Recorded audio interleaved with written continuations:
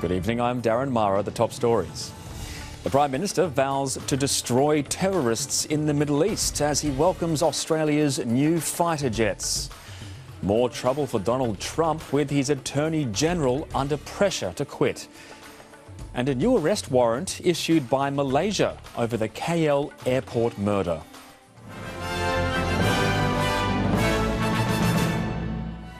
Prime Minister Malcolm Turnbull has officially welcomed Australia's new fighter jets, declaring they're the most advanced in the world. The first of a new generation of stealth fighters have gone on display at the Avalon Air Show. Mr Turnbull says they'll be used in the fight against so-called Islamic State in the Middle East and will keep Australia safe. It's been a long wait for Australia's new Joint Strike Fighters. A top-level welcome for two F-35 stealth fighters as they touch down at Avalon, west of Melbourne. The first of 72 on order. Total cost, $17 billion. This is the most advanced fighter in the world. Technology like this is keeping now and will in the future keep Australians safe. It's been a controversial investment with cost overruns, technical problems and claims that its air combat capability is inferior to that of Chinese and Russian aircraft. But the government was today lauding them as lethal, equipped with technology to help connect the Defence Forces together. They will provide the Air Force with the ability to execute air combat missions which were previously beyond our scope. So that when we send our young men and women out to war, they have the tools to do the job, to destroy their enemies. A fired-up Malcolm Turnbull declared Australia determined to help its allies and end what he called the so-called caliphate of IS. Defence Force personnel can now legally target more IS fighters in Iraq and Syria, not just those actively engaged in combat. Our goal, as far as those who serve with Daesh in the Middle East, is to kill them. Right now, as you know, our Air Force is operating in the Middle East, killing terrorists. Meanwhile, Immigration Minister Peter Dutton has flagged a strengthening of foreign fighters' laws. Intelligence experts are reportedly warning that more than 100 Australians fighting for IS could lawfully return. Mr Dutton says the government's considering reviewing laws that strip Australian citizenship from dual citizens found to have been involved in terrorism. Christina Zarich, SBS World News. Australia's biggest banks have joined with spy agencies to track those funding terrorism abroad. The government unveiled the partnership today, which also includes financial intelligence agency Austrac, police and the tax office. It says it will now be able to partner with private companies to follow real-time money transactions, which could be used to fund terrorism. We need to make sure that we're finding new ways of doing things that makes Australia the hardest possible target for criminals that would seek to launder money here or would seek to do the Australian people harm. Federal Treasurer Scott Morrison has rejected fears of a housing shock here. A new OECD report has reignited Labor's pitch for changes to negative gearing as the government continues to battle fire from within. With just over 2 months until the budget, even an air show's the perfect chance to ramp up the government's economic message. We've got the foot down on the accelerator, we're going. We're doing everything we can to drive the economy. And drive down property prices with a housing affordability package in the May budget. In real terms, house prices have increased by 250% since the mid-1990s, according to an OECD report. It warns a continued rise in the market may end in a significant downward correction that spreads to the rest of the economy. Well, I've always found with assessments, often from Northern Hemisphere organisations, that they don't always quite appreciate the supply-demand imbalance here in Australia. Rather than a sharp decline in house prices, I just think we'll get a petering out, particularly in those stronger growing markets of Sydney and Melbourne. Labor claims the report's findings are yet another reason why changes to tax incentives like negative gearing are the only way forward. Commentators, experts have pointed out that the budget is in need of repair and negative gearing reform helps repair the budget.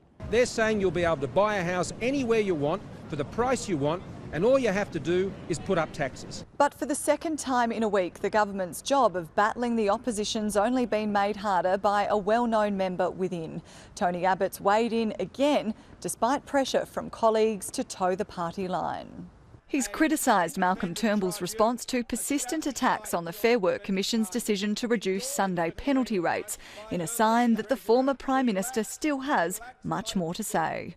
Maria Jovanovic, SBS World News.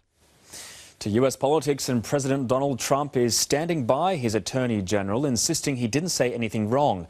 Democrats are demanding the resignation of Jeff Sessions, who they say lied under oath about meetings with the Russian ambassador.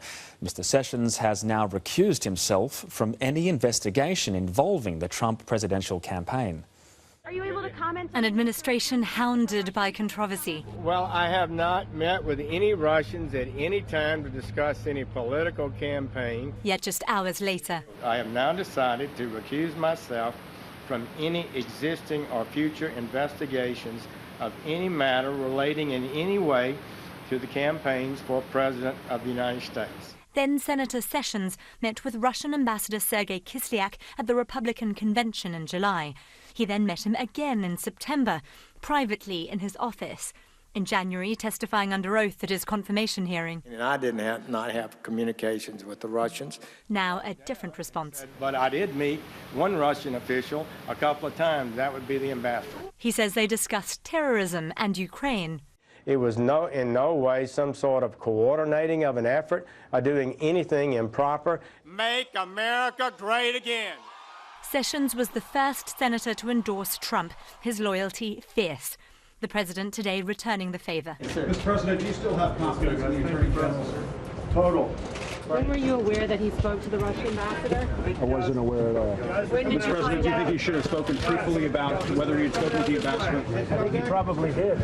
In a statement, he says Sessions could have stated his response more accurately, but insists it's a total witch hunt by Democrats. The fact that the Attorney General, the top cop in our country, lied under oath to the American people is grounds for him to resign. It is clear that the recusal is not enough. For the good of the country, Attorney General Sessions should resign. It's called perjury.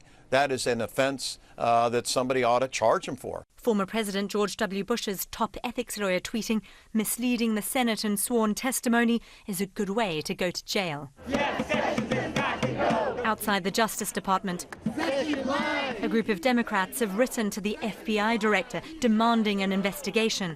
Other Trump associates have also met with the Russian ambassador, including the president's son-in-law and senior advisor Jared Kushner, who met with Kislyak with former National Security Advisor Michael Flynn at Trump Tower in December, and former Foreign Policy Advisor Carter Page, who's previously spent 3 years in Moscow as an advisor to Gazprom, Russia's state-owned gas company.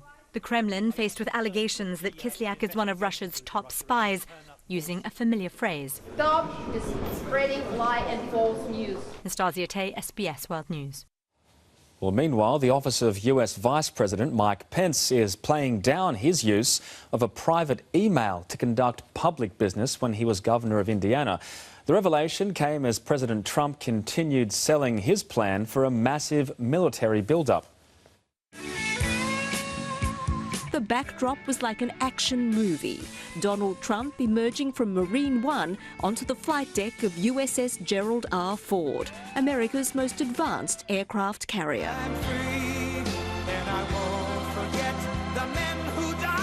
Then detailing his $54 billion push to rebuild the country's armed forces. Many aircraft are often more likely to be down for maintenance than they are to be up in the sky. Our Navy is now the smallest it's been since, believe it or not, World War I. Don't worry. Going to soon be the largest it's been. Don't worry. In January, however, the Navy's top officer, Admiral John Richardson, wrote that America couldn't buy its way out of the changing security threats facing it, instead urging sailors to rethink the nature of war. Lawmakers on both sides continue to balk at Mr. Trump's scheme. Some Republicans want more than the planned 10% military increase. Others join Democrats in fearing a potential blowout in the deficit and the non-military spending cuts. Elsewhere, Vice President Mike Pence was prosecuting another key campaign promise. Obamacare is weighing down our job creators and our country's future. But tasked with swearing in the new Housing Secretary, Ben Carson, and Energy Secretary Rick Perry, he couldn't escape controversy.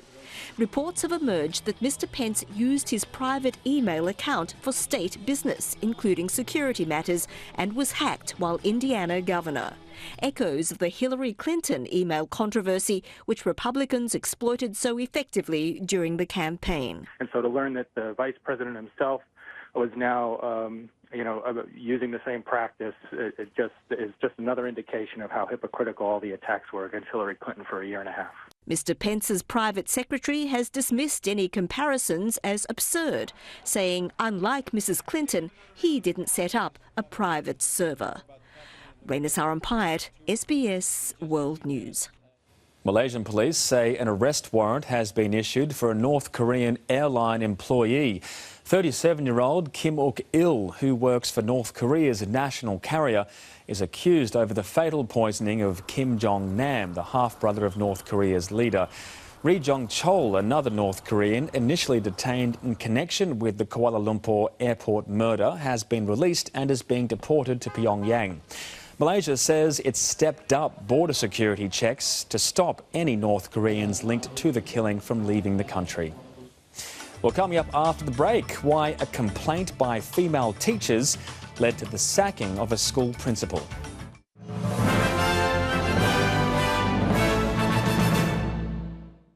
Dad, I'm gay. It's an illness. It can be treated. This city will not be taken over by incorrigibles and deviants. Help me! If we ever want to be free, we have to stop hiding. No more!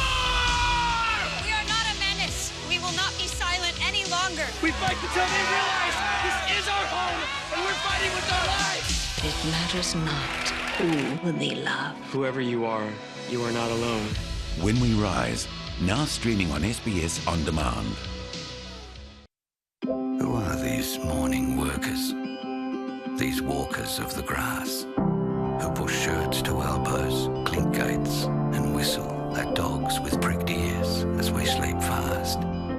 Who are these strangers whose lives around daybreak are built?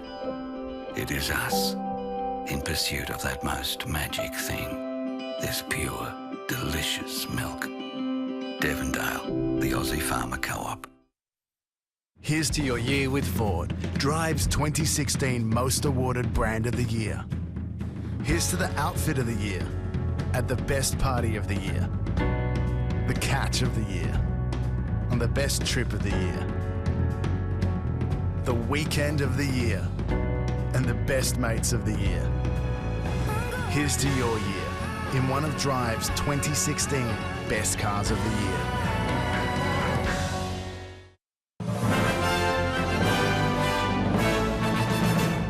A mother has been charged with attempted murder after allegedly trying to drown her young sons as they swam in the Murray River at Moama, near the Victorian border town of Echuca. One of the children, a 9-year-old, survived. The other is a 5-year-old and is still missing. Police divers will resume their search tomorrow. The 27-year-old mother handed herself into police last night. She's been refused bail and will face Deniliquin Bail Court tomorrow. New South Wales Police and Border Force officers have arrested 2 Chinese men in Sydney following the seizure of 300 kilos of ephedrine. The drug could have put a massive amount of the drug ice on the street, worth around $240 million. The ephedrine had been mailed over from China over the last 12 months. A Sydney high school principal and his deputy have been sacked by the New South Wales Education Department after it was revealed that female teachers were excluded from school events. Complaints about Principal Chris Griffiths and his deputy Jemana Denawi were made by several female teachers at Punchbowl Boys High School, which has mostly Muslim students. They were barred from roles in the Year 12 graduation and awards presentation. One campaigner who successfully sued a Muslim group for making her sit at the back of a public meeting says the department should go further. I don't think sacking the principals is enough, quite frankly. I think there needs to be an inquiry into how this happened, why this was allowed to occur and why they thought it was okay to do this in the first place. For the first time, the Japanese government has expressed its condolences for a wartime attack that killed women and children on Australian soil. At the 75th anniversary of the attack on the remote town of Broome, the crowd heard Japan would never forget the considerable damage it had inflicted. A poignant performance to remember a terrible day 75 years ago. Less than 2 weeks after Japan attacked Darwin, fighter planes descended on Broome on the morning of March 3, 1942. 9 Japanese Zeros strafed Dornier and Catalina flying boats that had landed in Roebuck Bay with Dutch refugees on board. Dutch military officers, their wives and children had fled Java the night before as the Japanese moved south. Estimates are at least 88 people died in the attack, including an infant. They thought they had reached safety here in Australia. Tragically, they had not. Allied aircraft at Broome Airport were also targeted. Among military officers killed there were Australian, Dutch, American, British and an Indian. Japan will never forget that it inflicted immeasurable damage and suffering on Broome and other parts of Australia. For the first time, Japan sent a representative to Broome's memorial service. Japan has repeatedly showed the remorse on the apology for the people of the region. Sydney Mueller's father Yo was on board a Dutch Douglas DC-3 that was shot down as it approached Broome from Indonesia. I feel I understand my father more as a result of being out here. Stranded in remote WA's far north at Carnot Bay, Mr Mueller's father was sent to get help. You go out, but don't waste a half a day or a day coming back, just keep going. Whether you perish out there or whether we perish here, it makes no difference. They were rescued by the local Aboriginal people. Today's ceremony also heard for the first time a song describing the raid passed down through the Yaru Aboriginal people. And the song is telling you about the power, the machine gun, the bombing. The final message today was one of peace and that former enemies can become the closest of friends. Ryan Emery, SBS World News. Social media company Snapchat has made a stellar debut on the New York Stock Exchange, with shares surging by nearly 50% on day one. But is it overvalued? And with that, Snapchat listed on Wall Street, becoming the third biggest technology float ever. In the last couple of years, we really haven't seen the marquee IPOs. It's nice to see another one at the New York Stock Exchange. In the lead-up, the offer was oversubscribed, meaning huge investor demand. Shares closed 44% higher overnight, raising more than $4.5 billion, giving it a market capitalisation of $44 billion, larger than Twitter, but still dwarfed by Facebook. I think this is a platform, an application that historically, over the last couple of years, has catered to a specific demographic. That specific demographic is those under the age of 24, teenagers and millennials attracted to the app's disappearing chat and video messaging features and gimmicky filters. And that's really the challenge of the company as they look to move from a niche product to a mass market product and monetize accordingly. Despite a near 7-fold increase in revenue, the company's net loss widened 38% last year. Well, this is not uncommon in the space. Groups like Twitter and Uber are also losing money hand over fist. The question is, does the business model work? If it does, the company might be worth a lot more than it's currently trading at. If it doesn't work, it could be worth zero. Australian supermodel Miranda Kerr was at the listing, Snapchatting her day and supporting her fiancé, Snapchat chief Evan Spiegel, who is now predicted to be worth more than $6 billion. The number of children in out-of-home care is rising across Australia, but there's a shortage of foster carers for them. Government and non-government agencies are encouraging LGBT communities to step in and become foster parents. A quick break for foster carers Paul and Brendan. Stay here. When Brendan came out 25 years ago, he thought it marked the end of his dream to become a parent. I used to refer to it as womb envy because, if I could carry a child, I would. But with changing times have also come more choices. When Brendan met his husband Paul, they looked at all options before deciding to become foster carers a couple of years ago. There are so many kids in the system that need help. that fostering was the best way to go. Government agencies across Australia are actively encouraging same-sex couples to foster. I hope nobody feels that they should be excluded because of their sexuality or what background they come from. There are more than 43,000 children in out-of-home care in Australia, a 15% increase since 2011, and many are staying in care for longer. Charity Bernardo's is using Mardi Gras events to reach out to would-be foster parents. We have a number of wonderful same-sex couples and singles in our program who are foster carers, and we also, I think it's important to add, have successfully presented to the Supreme Court numerous adoption applications on behalf of same-sex carers and singles. While legislation varies from state to state, faith-based agencies can refuse applications to foster or adopt on religious grounds.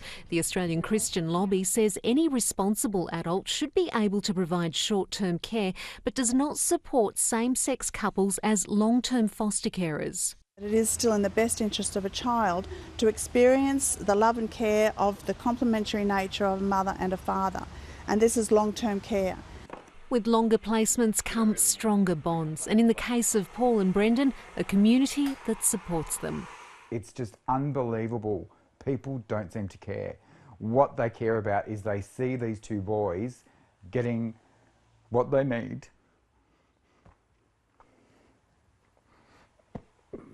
From two parents that love them. Peggy Giacomellos, SBS World News. Well, we're less than 24 hours away from the Sydney Mardi Gras, and the finishing touches are being applied to the 185 floats taking part. The theme for this year's parade is Creating Equality, and it will feature homages to several artists, including Andy Warhol and George Michael.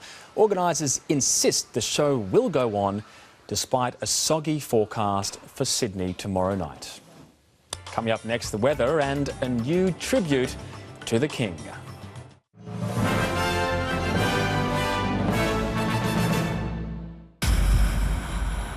Intense, explosive, magnificent. Brilliant, absolutely perfect, superbly struck. Oh, it's saved!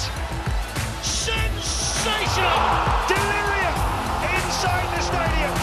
Football's finest on Europe's supreme stage.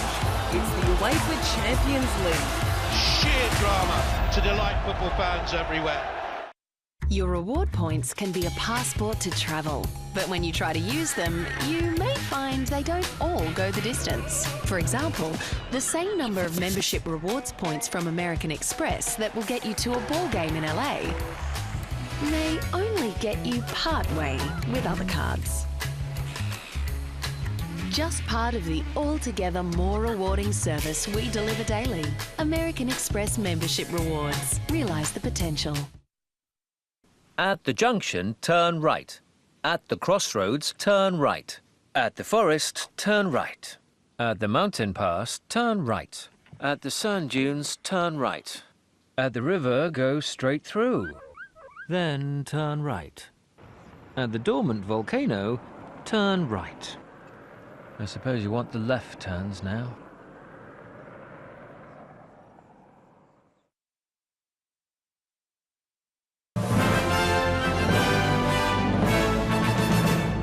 Let's check the finance figures now. When the Australian share market fell following a weak lead from the US, resource and bank stocks were the biggest losers. Wesfarmers declined. Its Bunnings unit swooped in on 11 former Master Home Improvement stores. European markets are currently losing ground at the start of their day. Wall Street took a hit as expectations of an official interest rate hike later this month gained momentum. The Australian dollar is weaker at 75.5 US cents. To sport now, and in tonight's A-League clash, Sydney FC has taken a giant step towards the Premier's plate after the Sky Blues downed Melbourne victory tonight. In tough, wet conditions, Bobo scored the only goal of the night in the second half. The result means Sydney is now 11 points clear of victory with just 5 rounds remaining. In the NRL, the West Tigers have made a strong start to the season with a comprehensive 16-point win against the South Sydney Rabbitohs. Fullback James Tedesco was one of 6 try scorers on the night. South's fullback Greg Inglis was forced from the field on the hour mark after falling awkwardly in the first half. Nick Kyrgios is celebrating one of the biggest wins of his career after downing Novak Djokovic in the quarterfinals of the Mexican Open. He served no less than 25 aces in a straight sets victory. Kyrgios clinched the match 7-5 in the second set. You know, I'm trying to work as hard as I can, and obviously had one of my best serving matches of my life so far. So, hopefully I can keep this run going tomorrow and have another chance to come out here. He'll now face American Sam Querrey in the semi-finals. A new $60 million museum dedicated to the King has opened in Memphis, Tennessee. Priscilla Presley was there to greet fans at the new exhibition space across the road from Elvis's home, Graceland. It includes his car collection, a soundstage, restaurants and the shops. Well, to the weather now. In the major centres, it'll be sunny in Perth, Adelaide and Hobart. Thunderstorms forecast for Darwin and Sydney. Partly cloudy skies expected in Melbourne. Light rain for Canberra, also for Brisbane. Looking further afield, partly cloudy in Noumea and Wellington. Rain in Samoa and Tahiti. Heading over to Southeast Asia, there will be thunderstorms in Jakarta and Singapore. Further north, showers in Hanoi and Manila. Sunny in Beijing. Heading west, sunny in Beirut and Mumbai. Partly cloudy skies in Jerusalem and Dubai. To Europe now, snow is forecast for Madrid and Stockholm. Rain in London, thunderstorms in Rome and sunny in Athens. To Africa now, thunderstorms in Lagos and Johannesburg. Partly cloudy in Nairobi. To South America, rain in Caracas and Rio de Janeiro. Cloudy in Buenos Aires. And for North America, sunny in Los Angeles, Toronto and New York. Snow in Vancouver, light rain in Havana. That's the world this Friday. All tonight's stories are online, and for news around the clock, go to our website. You can also tune into English language news tomorrow morning between 5 and 7:30 here on SBS. I'm Darren Mara. Good night.